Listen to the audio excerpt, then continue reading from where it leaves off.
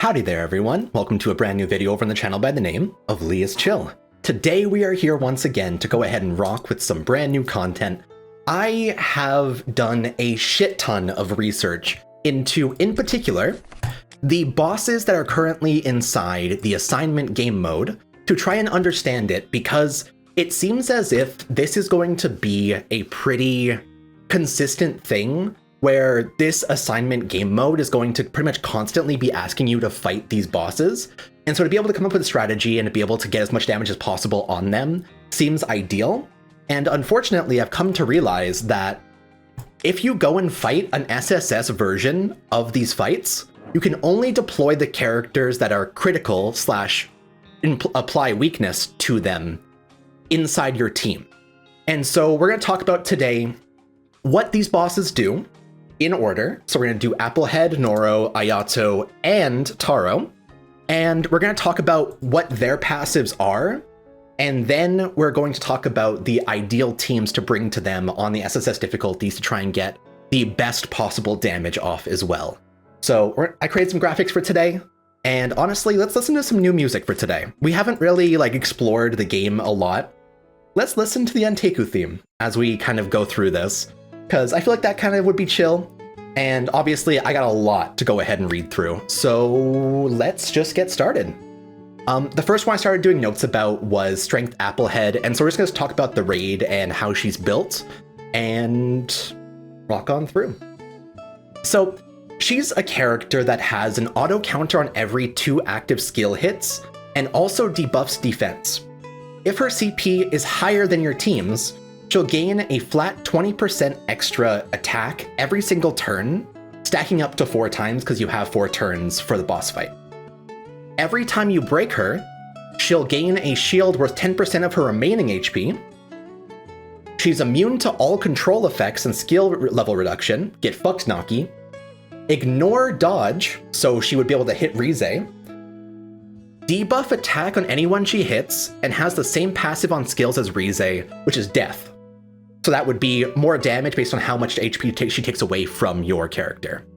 So to summarize what I would say would be ideal to fight this boss, I'll have a graphic pop up right now. To fight this boss, I would say try and use the least amount of active skills possible. Be mindful of when she gives you the attack debuff on the single target attacks. You can be pretty safe knowing that she doesn't have an AoE attack, so you can kind of use a build that's a little bit less tanky as long as you are able to survive. If you're using Blue Wounded Kaneki, remember that his breaking will give her more shield when you break, so obviously it's kind of risky. And she also gains it every time she breaks, and she only stuns off of break as well. And so it seems as if she's made so that you can't stun her, you can't disable her, you're meant to be trying to break her every single turn, and if you do, having some sort of way to break through that shield of hers is ideal, because it lasts for 2 turns as well. So the team that I kind of came up with, I'll pop it up on screen right now, is Corona Nashiro, Rize, Uta, and Yomo. Depending on if you want to have the Uta or Yomo in the back row or front row, it's all up to you. This is basically a mono speed team that takes advantage of the synergies between Corona and Nashiro, uses Rize to her max potential, trying to do as much damage as she can possibly do. Uta upgrades, and Yomo has a passive for all the front row, so just honestly, great. I personally don't have Wounded Kaneki, but I do think he has very strong potential. And when I was reading up about kits inside the game and who would also work alongside Wounded Kaneki, SR Akira Mato came up for a little bit, because she can cleanse all buffs, so she could get rid of the shield that the Applehead gains the moment that you break her, and then you can continue to slam her max HP for as much as you'd like to, because her shield would just disappear in that case. So you can kind of make it so you're focusing on break, debuff, or get rid of all buffs, break, get rid of all buffs, and keep that stun up every single turn as well. OG Speed Ayato also auto attacks every single turn, and he ignores defense, so because he has his own self buff, he's just kind of a good sub DPS if you don't have another unit for it. So honestly, pretty worth it if you just were looking for someone else to fill out the team. If you were to use White Hair Kaneki, the team I would suggest personally would be Whitehair Kaneki, SR Akira, to remove the buffs after the week, of course, Uta, since Akira's remove buff only works on a 3-star card, and Nashiro if you think you need another DPS, and your front row will end up dying because they aren't especially tanky and you expect like yourself to lose Uta at some point inside the fight. Or Yomo because he has passives for the entire front row if you think that your characters aren't going to die in your front row. Obviously it's just based on how many stats you have and how tanky you kind of built, but she seems like she's going to be one of the easier ones aside from just focusing on pure weakness damage. But genuinely, I'm looking forward to just destroying her once I get my own copy of Kaneki. I don't have him right now, but we'll see. Next on up, we're going to talk about Speed Ayato SSS, and we'll just go through his kit, and then I'll talk about the summary again as well. So, he ignores defense on his AoE. When his turn ends and you have no debuffs, all enemies get Overload, which triples damage to all buffed enemies, and debuffs your defense by 20%. This is fucking insane. Taking less than 3 hits, removes all debuffs on his turn, and increases his own attack by 20%, as well as instantly procs his Overload passive we just talked about, so he does triple damage to your entire team as well as the 20% attack buff. Crazy. He has 6 weakness by default, where the first one will stun him, and after that, he'll only gain a damage taken debuff on break. He won't actually get stunned. He is immune to all control effects and skill level reduction as well. Get fucked, Naki. So this means you can't stun him pretty much whatsoever, except for the first weakness break you do on him. And so you're really relying on the fact that your characters will be able to do well. Now, unfortunately, he does have a hard counter to a certain type of unit. He reduces your heal rate by 50% by default, and you have 20% less vampirism on your turn. What this means is Hinami won't work all that well against him because he has 50% less heal, and vampirism units like Take Hirako, for example, won't end up working very well against him either. He's kind of made to counter that, and so you're supposed to kind of build tanky, it feels like. But here, we'll talk about the actual summary of what he's good at and what to kind of do to beat him. Always make sure to shoot for 3 attacks on every single turn, and make sure to inflict him with 1 debuff every turn as well, so he doesn't triple the damage to your team and debuff your defense by 20%. This is significant because if you avoid the Overload passive proccing, a lot of the time you'll be able to survive a couple more turns than you usually would if you didn't understand it, so it's definitely worth it to keep in mind. The first break will stun him, so try to break him on a turn where he's using either a 3-star card or a 3-star version of something that he kind of is good at. So he has like, I think he has only the Ignore Defense 3-star, so just keep looking at the thing above his head and see if he has an attack. Make sure to bring tanky units, because heal rate and vampirism are massively down, and Hinami won't be able to sustain your team very well, despite being the right typing, which is really, really salty, but it is just how it is. Don't build defense either. Build HP for tankiness, because he ignores defense entirely on his AoE card. If fighting any difficulty other than SSS, you can use Yomo in the back row at limit 6 to have debuffs on the team by default, and Ayato will always pretty much have a debuff without having to worry about that synergy. But obviously, I'm talking about the strategies for SSS, and so I'm talking about the mono teams a lot of the time here. Now, unfortunately, you can't stun him or disable him, so don't even try, and he is going to be hitting you pretty much every single turn. I tried to look at what characters would be ideal together, and what I came up with was either SR Skill Kaneki or Shinohara Arata, depending on your investment. Both of them have like a pretty decent default debuff that's on every one of their cards, and both of them are pretty significant and powerful skill characters with good DPS. Second character, Kori Ui, due to extra tankiness, extra damage on lower HP, and he synergizes with other max HP buffers, such as Yoshimura Owl for the max HP synergy. He just has like really good DPS around max HP damage. and Naki for the back row for his 2 passives that includes a heal on energy cards and an extra penetration rate on his entire team if he's in the back row. So for mono skill, it feels like you're kind of relying on as much HP as possible while trying to nuke out the enemy's HP as much as you can before he beats you. And it's just a matter of hit him 3 times, get 1 debuff on him, and hope that he doesn't do too much. Other characters I think have some pretty good potential against him would be Vin Brothers, Kuroiwa Arata, though he doesn't really have anything that works against Ayato. It's just he has good follow-ups and weakness damage, so it kind of works for the high tankiness build. Skill Juzo, though his debuff doesn't actually apply as an actual stack on the enemies, and so it won't work against Ayato's passive due to it being a unique card / a star-based card instead of being a debuff / a skull card. So that means that despite the fact that Juzo is green and could be good against the boss, his actual skills, the death mark, does not get rid of overload on a turn. Very, very weird and interesting. And also, Hinami, she does work and give a good heal. She does have a debuff cleanse every turn as well. It's just that the 50% regeneration rate will affect every character, and so if she's healing the rest of your team, them taking half of the heal they're supposed to isn't going to save them from him destroying them every turn. It really would have to be the rest of your team is already pretty good or has a good regeneration rate before that. Just kind of a tough one. But I do think he'll be a pretty hard fight in general. He's just kind of built to be very annoying.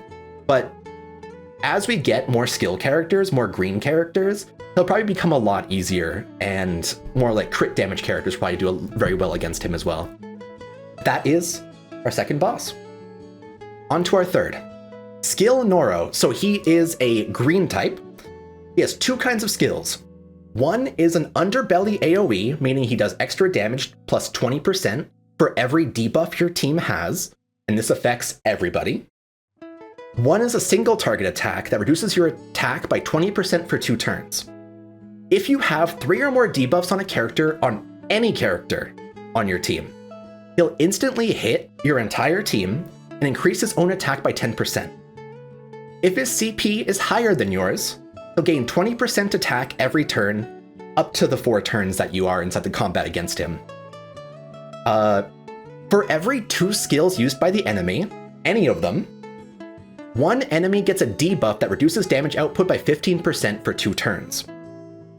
6 weakness by default, same as Ayato, and he'll only be stunned... Wait, no, actually. 6 weakness by default, which will stun on the first break. The second break will not stun him. Instead, he'll get increased damage taken by 50%, though he can be affected by control effects and disable effects. Additionally, he reduces all damage from level 1 skills, 1-star cards, by 40%, so just don't use those.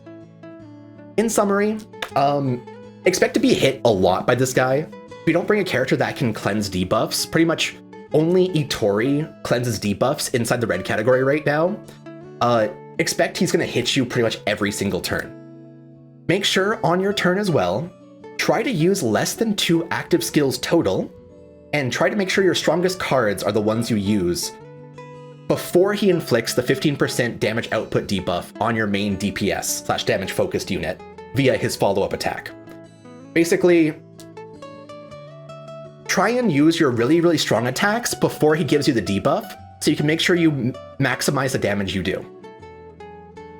Now, he does only gain the buffs on skills that you use, and so Arima's follow-ups / his passive, where anytime you use a single target attack on an enemy, it instantly follows up with an extra attack, will be great for trying to break him every turn, and so avoiding his actual self-buff and doing a ton of DPS is just what Arima's good at. He seems like he's made to really carry against this Noro in particular, so if you have Arima, obviously he's gonna fucking destroy.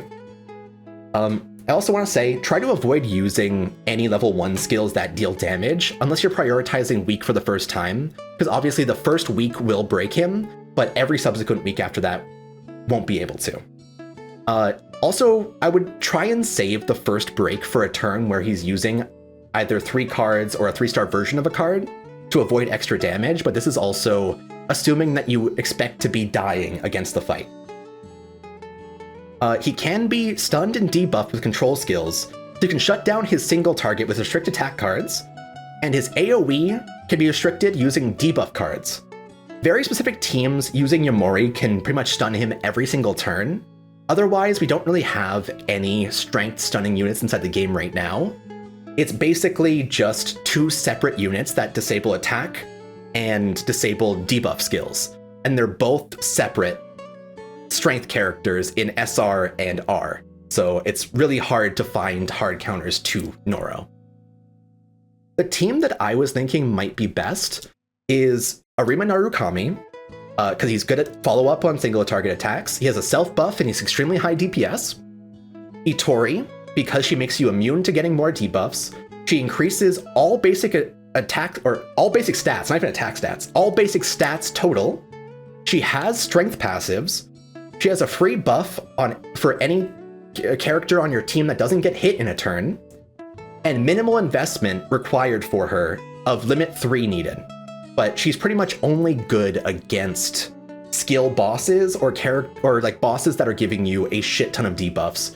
And so there's not a lot of places to use her, but where she's able to be used, Itori is able to pretty much be one of the best units in the game. It's a really weird situation she's in, but on the mono strength team, she's honestly one of the best ones possible. For the third character, I did put Tsukiyama here. He has a single target attack on every one of his cards, which Arima will follow up for 2 weak damage every time. He has a free provoke, which would avoid Arima getting hit, so that Itori's passive gives the buff to Arima on that turn too. And he also has bonus debuff removal on his AoE self-buff. He has debuff removal on his AoE self-buff if you have him limit 6. And so he'll get rid of all of your debuffs and get an extra shields based on them if you have him limit 6 or above, which is also very, very, very powerful when you're trying to tank against the enemies. For the last couple of picks, I put Toka Rabbit. This one's a little bit more iffy. I basically just put her because she applies vulnerable while in the field, and she has a backup effect where she adds 2 free 10% damage taken buffs to Noro, though he'll smack you for it because he doesn't like to be debuffed. I think there are going to be more red units in the future that'll be a lot more meta relevant, but I didn't find a lot of things that were good against Noro. He's really difficult to build against because he can be stunned. So I have like a backup team I'll tell you guys about in a sec. But the final character for the mono team would be Nishiki. High vampirism, so he'll be able to take a lot of hits to replace Tsukiyama, at least a little bit. He'll also have access to weakened defense at the start of every turn due to him always attacking at the start of his turn with it. So the enemies will always have a 20% weakened debuff, though that may not be great against Noro if you're trying to avoid being hit. It's if you're expecting that you can survive it. So the team would be Arima Narukami, Itori, Tsukiyama, Nishiki, and Toka Rabbit for mono strength, for what I would consider my best team. But for a backup team, here's some characters that have some potential. Yamori himself is very, very, very powerful and arguably the hard counter to Noro. By himself, he can inflict Incapacitate to stun every turn as the only strength stunner inside the game right now, allowing the rest of your team to focus entirely on DPS, as long as you build at least one other debuff inside the quest. Now, just so you know, Yamori can't be used alongside Arima Narukami due to the fact of how his follow-up attack works. The way that Incapacitate works is if the enemy is hit after you use a skill, they will instantly break out of Incapacitate. They'll take 100% extra damage, but the stun won't actually stun them for a turn. And so Yamori incapacitating with Arima on the team, they would instantly get breaking out of it. And so it's not that great. So obviously you can't use Arima with Yamori. Those two are separate. I would put Akira Mato as a very high tier character as well. You'll be hit a lot, and she has an inherent retaliate passive, which pretty much every time she gets hit, she'll add a debuff to the opponent and also counter. She increases all units' damage when using a debuff skill at level 6, and that would also include Yamori's debuff skill as well. And so those two kind of synergize well together, giving the Blood Piercer debuff and then incapacitating on a turn to make sure they're always stunned. If using Yamori, I would suggest using Akira Mato, Yamori, Itori, and Mogen for high damaging amplification cards with a really good buff, constant stun with any Akira Mato card, and Yamori card on the same turn no matter what the level. Pretty much you can make it so he will never attack you, and you can always have it where you're focusing on Itori giving buffs to Mogen, and Mogen being the one to nuke out with his amplification card. So that team sounds like it'd be really powerful. I'm just currently missing Yamori. Want to do that one day. But I think that'll be like a better team for the build. All right, this will be our final one for today. This one was the hardest one to get because literally no one was having any SSS versions of Taro spawn. So I finally got one, and this was a hell of a write-up. So he has two kinds of skills. The first one is an ignore defense single target attack, and the other one is an AoE attack that reduces your damage dealt by 30% to every member of your team. Now, when the turn starts, he'll also attack all enemies if he hasn't been hit for the last turn, reducing damage taken by 10%. If his CP is higher than yours, he'll get 20% attack every turn when his turn ends, 6 weakness by default, which will stun, and then when broken up to 10 weak, he won't get stunned, so he doesn't get broken the second time. Instead, he'll take extra damage and still smack you in the face. He is unfortunately immune to all control effects and skill level reduction, so he cannot be stunned or debuffed in those ways either. On the last turn of the battle, so turn 4, you'll lose 20% max HP and get 30% reduced damage debuff to all units on your side. When he loses weakness status, he hits a single enemy and buffs his own attack by 30% for 2 turns. So this means whenever you break him, he will instantly buff himself and follow up, which is very scary sometimes. So to summarize the strategy for against him, I would say make sure that every single turn you're hitting him with at least one kind of attack. Even if you're trying to upgrade your Uta cards or trying to work on your squad, it's really important that he doesn't get the follow-up and attack buff. When he's broken for the first time, he will be stunned, and then he'll follow up with an attack buff. Unfortunately, you cannot disable him or stun him, so don't even try. Expect to be hit a lot by him, even if you play correctly. So pretty much build especially tanky if you get the chance to. On the last turn, he reduces all your character's damage output by 30%, reduces their damage by, or their HP by 20%, so instead, focus on their DPS to try to prep to use an ultimate and a 3-star card energy on the last turn. Basically, what I'm saying there is, because the last turn, every one of your characters will have, by default, 30% less damage dealt, I would suggest trying to make it so you can pop 2 ults on the last phase. That would be ultimate, because you already had it charged up for that turn, 3-star energy card, and then another ultimate. So you can try and do as much damage as possible, and it does just kind of work based on your natural DPS. Alrighty, sorry, I had to take a drink real quick. Alright, so I was kind of looking at what teams would be best for this. It's really hard because it's just kind of blitz him. There's not a lot of strategy involved except for just do better and try and make sure that you're able to survive. So the best team, I would say, would be Whitehair Kaneki or Rize, Uta, Noro, and Yomo. So Whitehair Kaneki or Rize, depending on what you want for pure DPS, both of those characters have good self buffs, are great main DPSs. Whitehair Kaneki specializes in weakness damage, and so obviously he will be a bit worse because Taro has the extra synergy where when he gets broken, he gains attack buffs. So Rize honestly might be one of the better ones to pick. Though either one honestly will probably do a great job.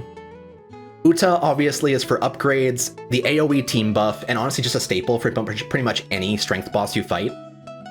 Noro, I was trying to read up about kits and trying to figure out where the best units in the category are, and I found out Noro seems really good, especially against bosses.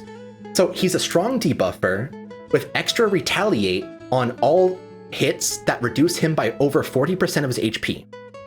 He has really good vampirism, and so he's trying to get hit by 40%, and then he's trying to retaliate and gain back that 40% by default, while also applying a debuff on the enemies that gives them an extra 20% damage from every one of your teammates. So it's honestly just really powerful and just works. And then obviously Yomo for the passives in the back row.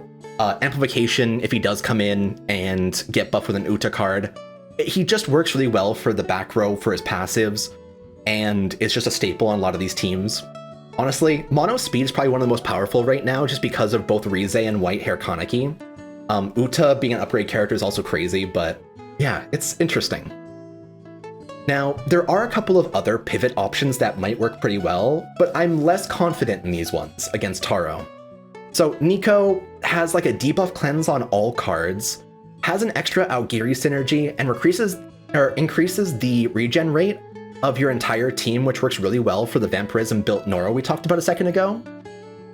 The Ayato inside the game gets a free attack every turn, so you have to worry about him getting hit yet, is an Aogiri synergy for the Nico team, and he also has ignore defense, and so he's able to hit very well pretty much every single turn.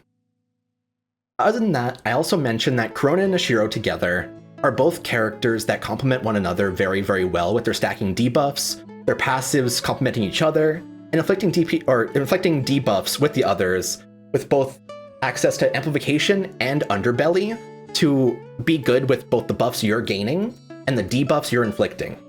So honestly, those two together, if you do have them, can be a great replacement for pretty much anyone on the squad, and I feel like the day I get to test them, or it's the day I get to find out how well it actually works.